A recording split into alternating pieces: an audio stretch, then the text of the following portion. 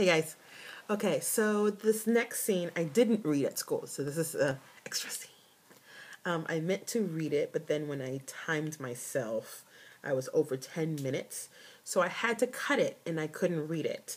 And the reason why I chose this scene, and you'll hear it when you hear the whole thing, is that it complemented the other scene well. So it was a little mishmashed, I think, at the reading, but of course I was crying, so I didn't really tell. I couldn't really tell. So here's what you need to know.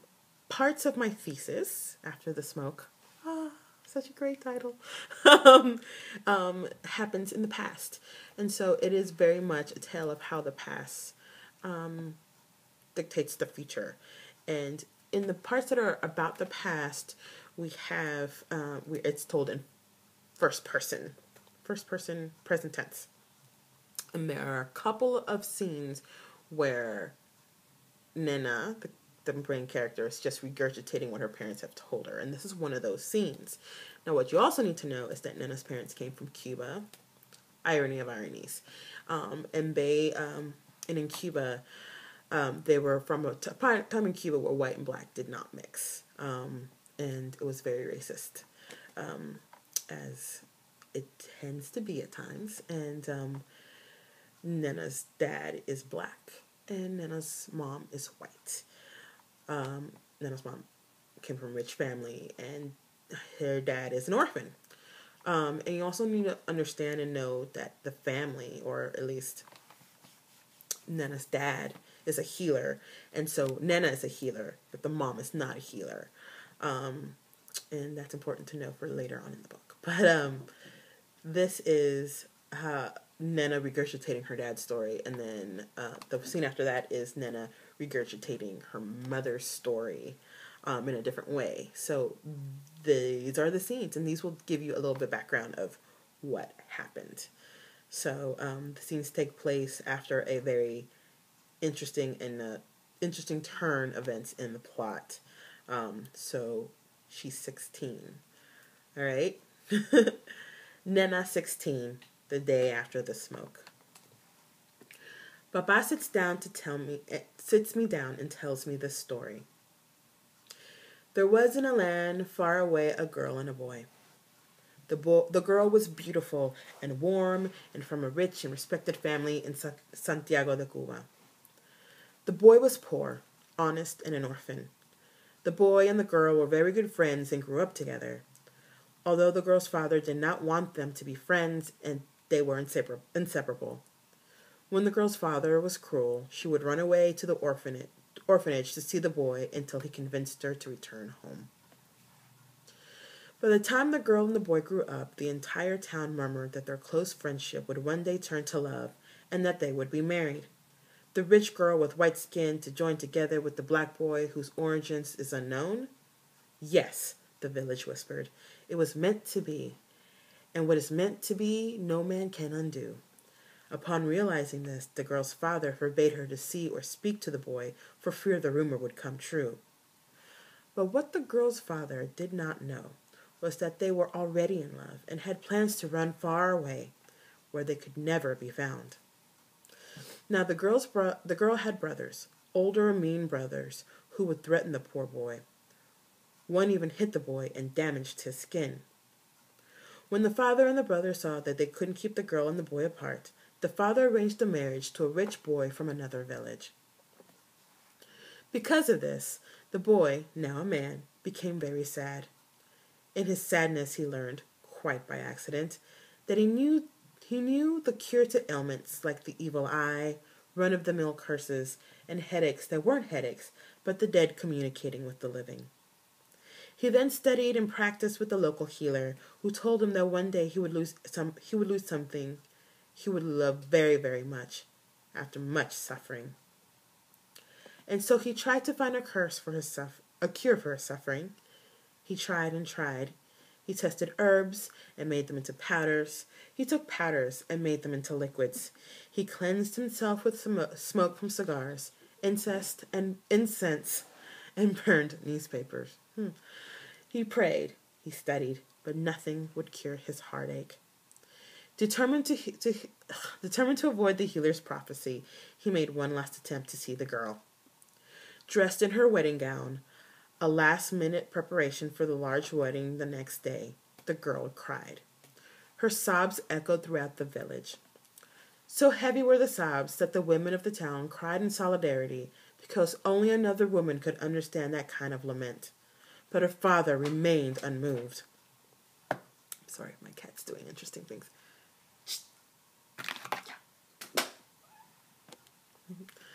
When the boy, who entered her room by climbing a nearby unguarded tree, saw his love sobbing, he reached into his bag of powders and tonics and created a concoction to stop her from crying.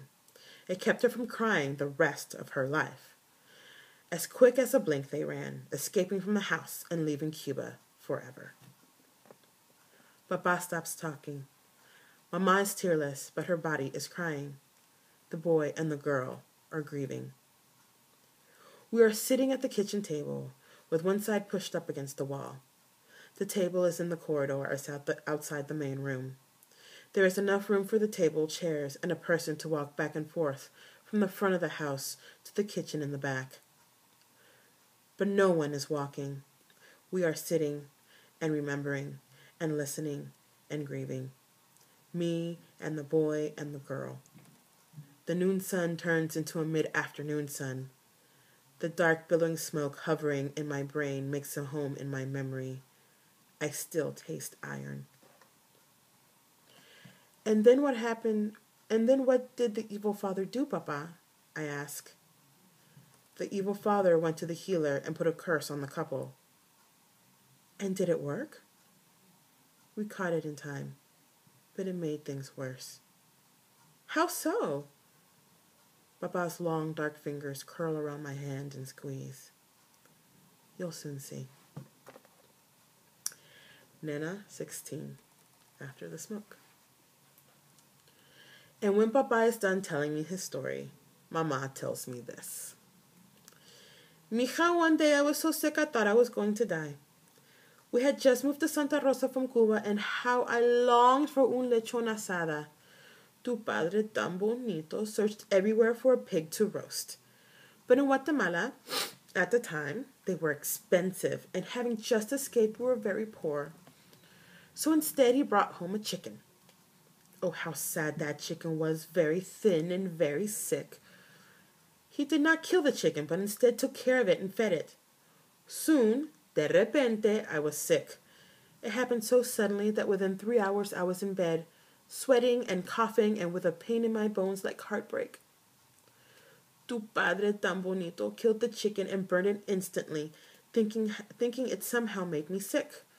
But by the next morning I had not gotten better. How me Augusto worried. How he suffered. Y yo con un dolor. The pain was unbearable. That was when your father used our last little pennies to fetch a doctor. Dr. Ortiz took blood, listened to my heart. He did everything a doctor was supposed to do and nothing. The next day I told your father, oh, how it hurt to tell him, to prepare my funeral and to call my family to let them know of my passing. That was when your father, he's so smart, called his mentor in Cuba instead of the family. He heard from her very lips how my father, whose soul is as ugly as burnt earth, went to a santera, the healer, to solve the problem of me leaving. His solution was to kill your father with a curse so that I would have to return. But somehow the santera, in her healer's wisdom, sent the curse to me instead, knowing that your father would know how to cure it. Now I don't blame your father for what he did. I know that there are rules when using the saints to curse your own, but he sent that curse to its originator.